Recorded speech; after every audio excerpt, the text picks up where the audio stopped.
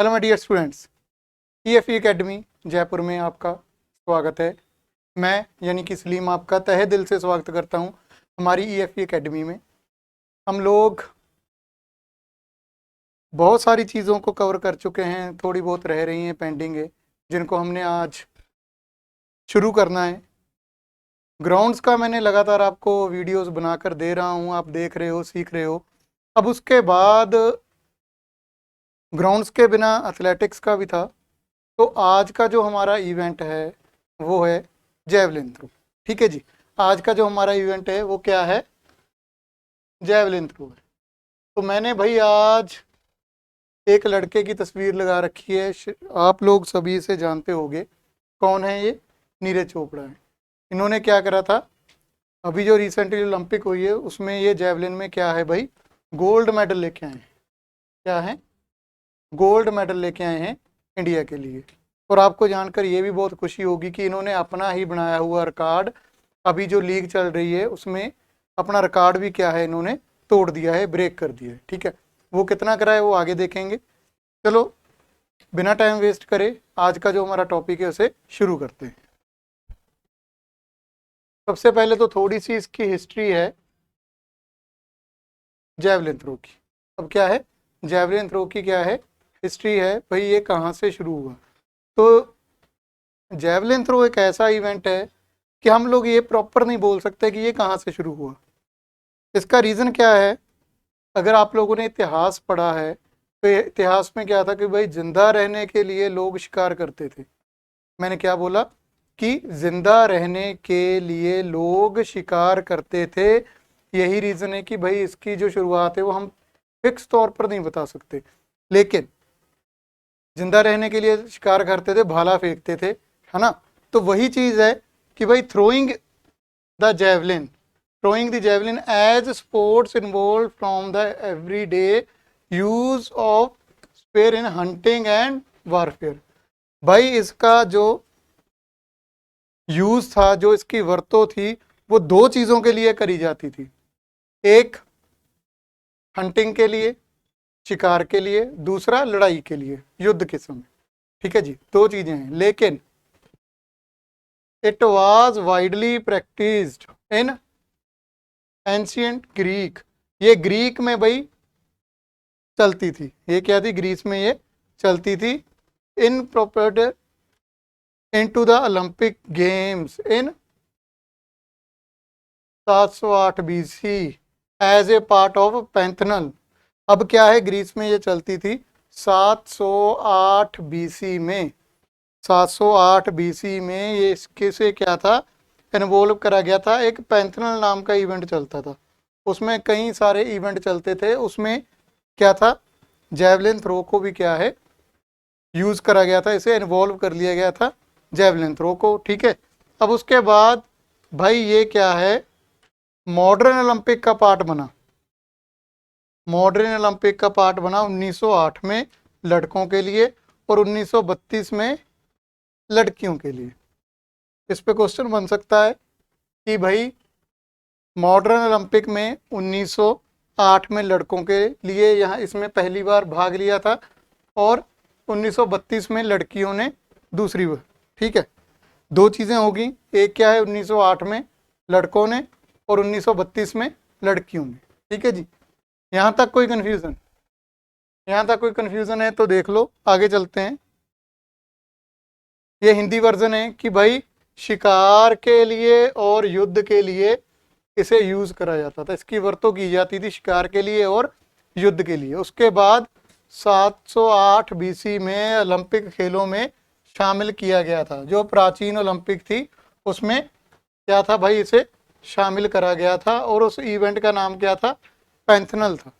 ठीक है, उसके बाद 1908 में क्या था, ये लड़कों के लिए और 1932 में लड़कियों के लिए इसे यूज करा गया था। पहली बार इसका क्या था, इवेंट हुआ था। अब आगे देखते हैं टाइप्स ऑफ ग्रिप्स।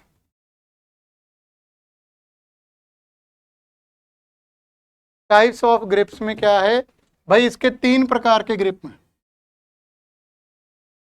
इसके क्या हैं, 3 प्रकार के ग्रिप हैं। सबसे पहला जो ग्रिप है उसे हम लोग बोलते हैं दी अमेरिकन ग्रिप। सबसे पहला जो ग्रिप है उसे हम लोग क्या बोलते हैं, दी अमेरिकन ग्रिप, जिसमें आप लोग देख रहे होंगे कि ये हमारा जेवलिन है और इसके जो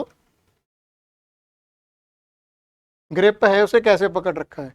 अब अमेरिकन ग्रिप में क्या होगा, मान लो ये जेवलिन है, इसे सिंपल पकड़ लेना बस, क्या है ये हमारा अमेरिकन ग्रिप बन गया ऐसे। ठीक है, 3 तरह के ग्रिप हैं। सबसे पहला ग्रिप क्या है, अमेरिकन ग्रिप है। अब अमेरिकन ग्रिप में क्या हुआ कि भाई जेवलिन को सिंपल हाथ से पकड़ लेना, उसे क्या है अमेरिकन ग्रिप बोलते हैं, जैसे आप लोग ये देख रहे हो। ठीक है, ये क्या है,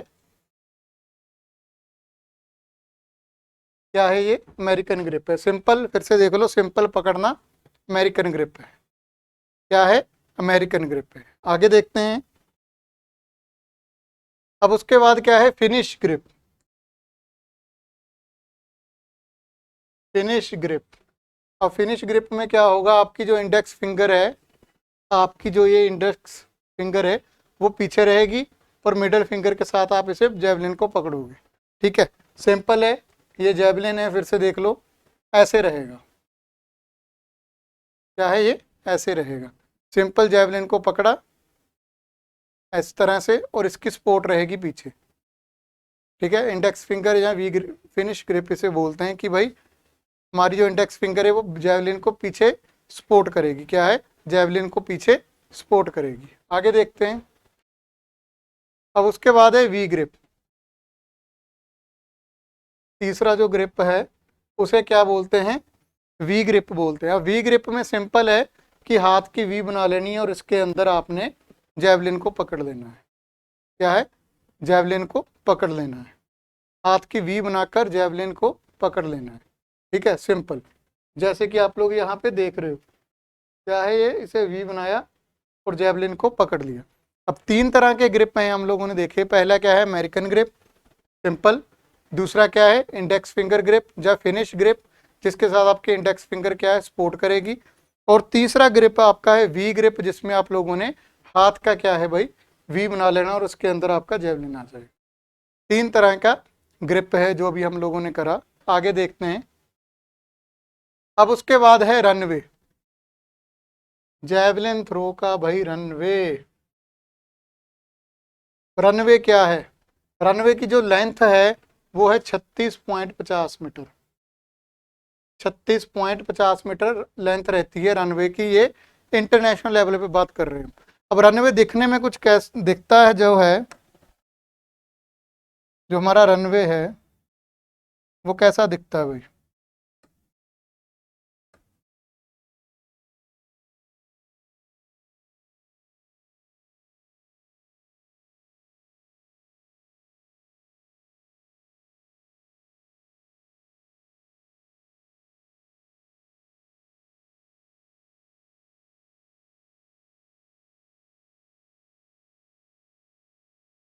ठीक है कुछ इस तरह से जो एरिया है हमारा रनवे का इस तरह से दिखता है, सिंपल वाइट है ना, ये वाला पूरा रनवे। अब जो यहाँ से अगर हम लोग इसे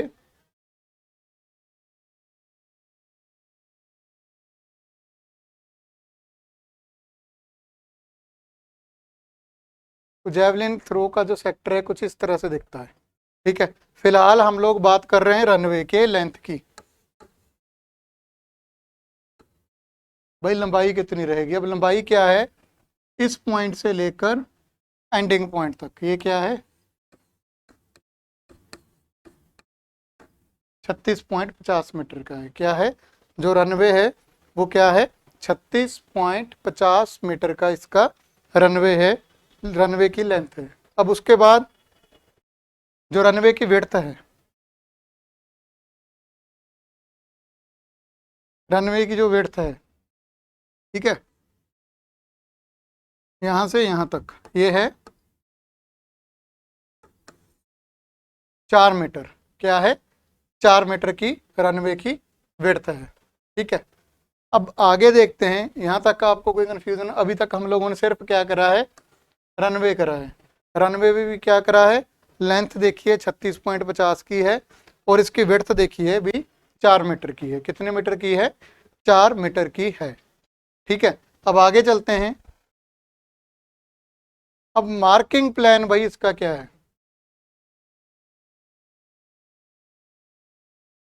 जेवलिन का मार्किंग प्लान क्या है वो देख लेंगे। सबसे पहले तो फिर वही बात कि भाई रनवे।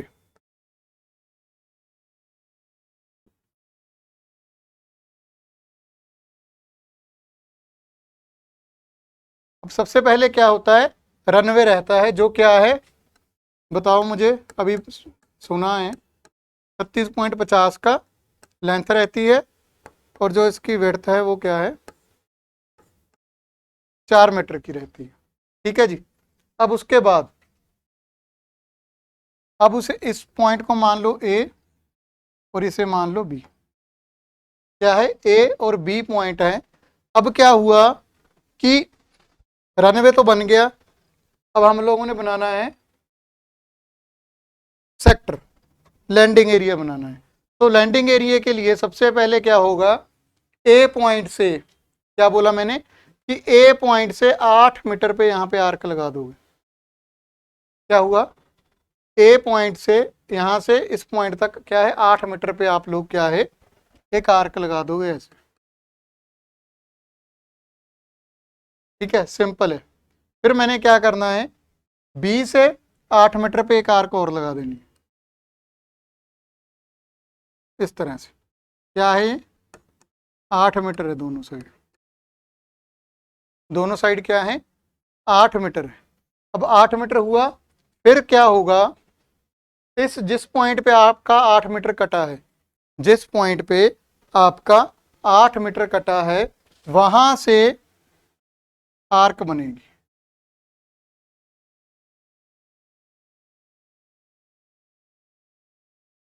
वहां से आपकी क्या है? आर्क बनेगी। अब जो ये लाइनें हैं,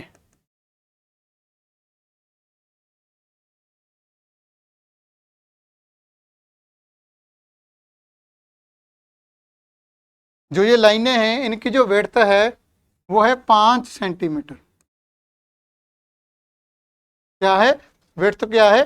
5 सेंटीमीटर है। क्या है? 5 सेंटीमीटर। लेकिन यहां से दो लाइनें आप लोगों ने देखी होंगी लगी हुई। एक लाइन यहां से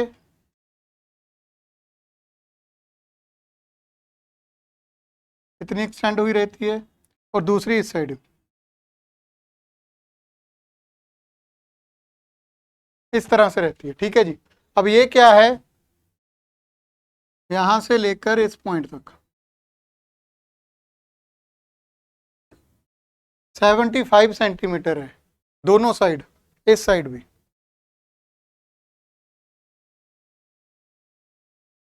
ठीक है जी, यहां तक। अब उसके बाद बाकी पूरा का पूरा 5 सेंटीमीटर चलता है, लेकिन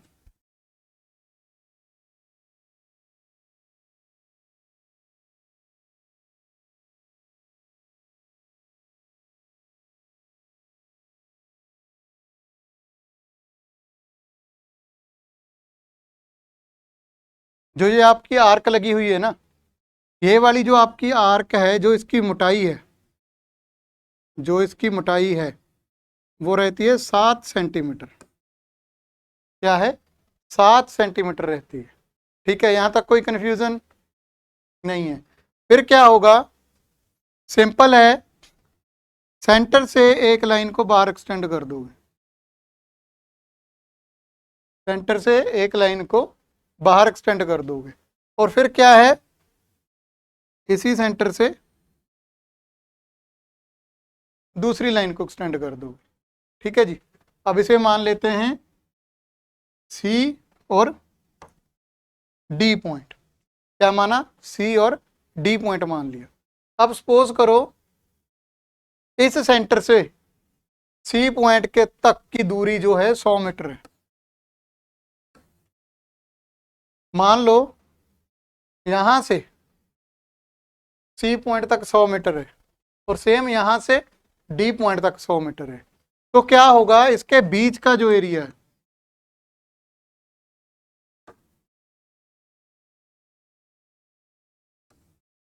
50 मीटर होना चाहिए। इसका बीच का एरिया क्या है, 50 मीटर होना चाहिए। अब क्यों होना चाहिए, क्योंकि यहाँ पे रिलीजिंग एंगल बनता है एक, यहाँ पे क्या है, एक रिलीजिंग एंगल बनता है जिसमें क्या है भाई, ये सेक्टर चलता है, वो लगभग आपका 29 डिग्री होता है, वैसे होता है 28.96 डिग्री। ठीक है जी, हम लोग इसे 29 डिग्री ही मान लेते हैं, हम लोग क्या है इसे 29 डिग्री ही मान लेंगे।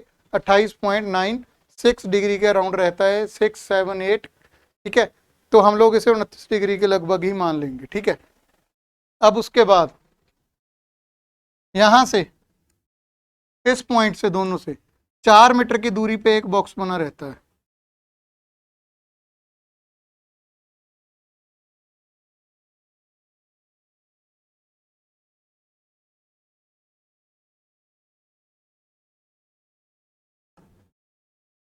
चार मीटर की दूरी पे एक बॉक्स बना रहता है, सेम यहाँ पे सेम बाहर, ये रहता है 5 बाय 5 सेंटीमीटर का। ये क्या है, 5 × 5 सेंटीमीटर का आपका रहता है। अब उसके बाद थोड़ा सा बेसिक रूल देख लेंगे। अब इसमें क्या है, 1 मिनट मिलता है, क्या है, 1 मिनट दिया जाता है इसमें, सिर्फ और सिर्फ टेक्निक को शुरू करने के लिए। क्या है, टेक्निक को शुरू करने के लिए 1 मिनट दिया जाता है जेवलिन में। फिर उसके बाद यहां से फेंकना है उसने, अगर वो इस स्क्रैच लाइन को टच करेगा तो वो फाउल है। क्या है, फाउल है। फेंकेंगे, जेवलिन को फेंकने के बाद टर्न कर सकता है, लेकिन पहले नहीं, ऐसे टर्न करके नहीं फेंक सकते हम लोग। क्या है, सिंपल फेंकेंगे। सिंपल फेंकने के बाद एथलीट क्या है भाई, टर्न कर सकता है, उससे पहले नहीं कर सकता। अब दूसरा क्या है, यहां से जेवलिन को फेंका, फेंकने के बाद अगर यहाँ पे पाँव रखूंगा पहला, तो वो भी फाउल है। तो क्या है, वो भी फाउल है। ठीक है, आगे चलते हैं, थोड़ा सा और देखते हैं इसके बारे में। अब उसके बाद भाई javelin throw competition, javelin throw में जो कंपटीशन होता है उसमें रूल्स क्या क्या हैं। सबसे पहला क्या है, the javelin shall be held at grip with one hand only.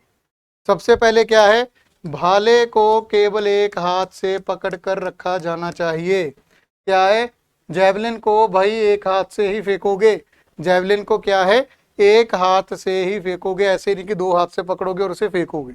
इसमें क्या है, एक हाथ से ही आप लोगों को जेवलिन को फेंकना पड़ेगा, एक हाथ से ही फेंकना पड़ेगा। दूसरा क्या है, it shall be thrown over the shoulder and upper part of the throwing arm.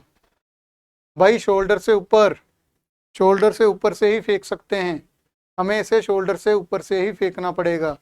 ठीक है, it shall be not be slug और हर्ल्ड। भाई स्लग नहीं कर सकते, घूमकर नहीं फेंक सकते, ऐसे सिंपल जाएगा यहाँ से सीधा। इसे कंधे पर या फेंकने वाले के हाथ की ऊपरी भाग पर फेंका जाएगा, ना तो लटकाया जाएगा और ना ही फेंका जाएगा। लटकाने का मतलब क्या है, ऐसे करके नहीं फेंकेंगे, सिंपल यहाँ से जाएगा। क्या है, सिंपल यहाँ से इस तरह से जाएगा, ऐसे नहीं कि भाई यहाँ से इसे ऐसे फेंक दो। ठीक है, नेक्स्ट देखते हैं। अब उसके बाद क्या है, a throw shall be valid only if the metal head strike the ground before any other part of the javelin. एक फेक केवल तभी माना होगा, क्या है ये भाई, तभी माना जाएगा अगर पहले जेवलिन की निब लगेगी, हेड लगेगा जेवलिन का। मान लो ये सेक्टर है, यहाँ से जेवलिन फेंका और सबसे पहले ये पिन लगाता है, मेटल हेड इसका लगता है, फिर इसे सही माना जाएगा, अदरवाइज इसे सही नहीं माना जाएगा। अब उसके बाद क्या है, जब तक भाला फेंक नहीं दिया जाता तब तक एथलीट किसी भी समय पूरी तरह से नहीं घूमेगा, ताकि उसकी पीठ क्या है, चाप की ओर चले जाए। क्या है, सिंपल है, ये क्या है पूरे का पूरा, मैंने आपको पहले ही बता दिया क्या है। इसमें सिर्फ ये लिख रखा है कि भाई आप लोग उस समय तक टर्न नहीं कर सकते जब तक आप क्या है जैवलिन को फेंक नहीं देते। मान लो मैंने ये जैवलिन पकड़ा और यहाँ से फेंकने के ऐसे टर्न कर गया, तो ये मैं टर्न नहीं करूँगा, जैवलिन को फेंकना पड़ेगा, फेंकने के बाद मैं टर्न कर सकता हूँ, उससे पहले नहीं टर्न कर सकता। ठीक है, कहीं क्या करते हैं ऐसे पकड़ते हैं जैवलिन को पूरा टर्न करके फेंकेंगे और फिर छोड़ देंगे। अगर मेरी बैक आर्क के बाहर चले गई, आर्क के पास आ गई, तो वो फाउल माना जाएगा। क्या है वो? फाउल माना जाएगा। अब उसके बाद भाई जैवलिन, अब जैवलिन आ गया। ठीक है, सबसे पहले क्या है, जैवलिन आ गया। क्या है? जैवलिन आ गया है। अब जैवलिन की हम लोगों ने क्या है लेंथ विड्थ देखनी है। क्या है? जैवलिन की हम लोगों ने लेंथ देखनी है कितनी है। ठीक है, सबसे पहले भाई हम लोग लड़कियों के लिए देखेंगे, वुमेन सेक्शन के लिए। सबसे पहले क्या है, जो जैवलिन है उसका जो वेट रहता है वो क्या है 600 ग्राम रहता है लड़कियों के लिए। सबसे पहले जो इसका वेट है वो क्या है 600 ग्राम है। फिर उसके बाद इसकी जो लेंथ है कम से कम 2.20 मीटर, ज़्यादा से ज़्यादा 2.30 मीटर। अब क्या है, यहाँ से लेकर यहाँ तक क्या है, जैवलिन है 2.20 से लेकर 2.30 तक रहना चाहिए। इससे ज़्यादा या इससे कम होगा तो उसे वैलिड नहीं माना जाएगा। ठीक है, अब उसके बाद मेटल हेड क्या है।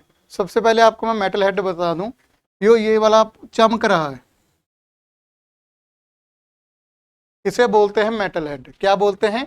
मेटल हेड बोलते हैं। और मेटल हेड की जो लंबाई है वो 25 सेंटीमीटर से लेकर 33 सेंटीमीटर तक रहती है। 25 सेंटीमीटर से लेकर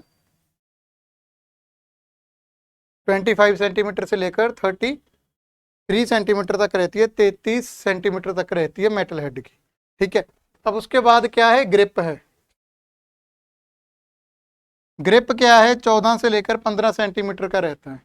क्या है? जो ग्रिप है, अगर आप यहाँ पे देख रहे हो, इसे थोड़ा देख लें,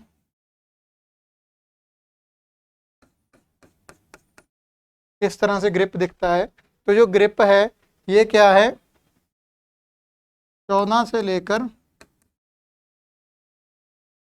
15 सेंटीमीटर तक रहता है।